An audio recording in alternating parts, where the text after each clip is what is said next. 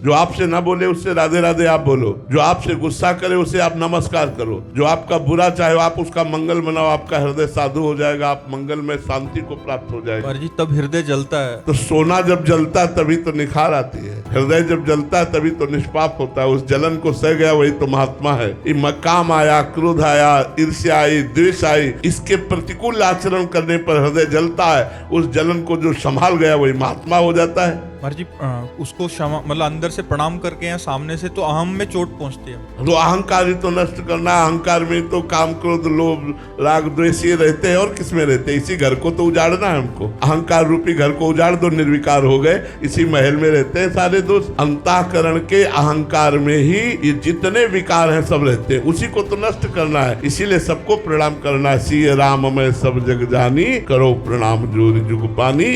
तभी आप निरहंकार होगे, तभी आप महान बनोगे, तभी आप हृदय में आनंदित होगे।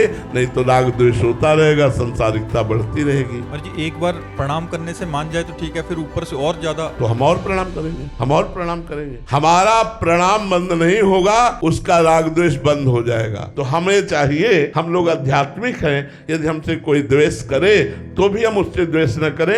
अपनी तरफ से द्वेष करना तो बनता ही नहीं है। सब में श्री भगवान विराजमान है, ये हम आध्यात्मिक उत्तर देते हैं। और ये कभी मत सोचिएगा कि यदि हम द्वेष करने वाले को क्षमा करते रहेंगे तो द्वेष करता ही रहेगा। नहीं, हमने आज देखा है वो प्रेम करने लगेगा, वो द्वेष नहीं करेगा, प्रेम करने लगे। क्षमा में बहुत बड़ी सामर्थ्य है और क्षमा सामने वाले को तुरंत बदल देती है। ये क्षमा आध्यात्मिक बल है, ये महान बल है। इसे सबको प्राप्त नहीं होता, सत्संगियों को प्राप्त होता है क्षमा करना। नहीं तो एक गाली दे तो दो गाली देने का मन होता है। जब एक गाली दे हम राधे राधे करके निकल जाए, यही हमारी आध्यात्मिकता है। क्षमा करना कमजोरी नहीं, बहुत बड़ा बल, बहुत बड़ा बल। क्षमा बलवान होता है, वो तो कमजोर होता है जो क्रोध करता है। क्षमा बलवान होती है।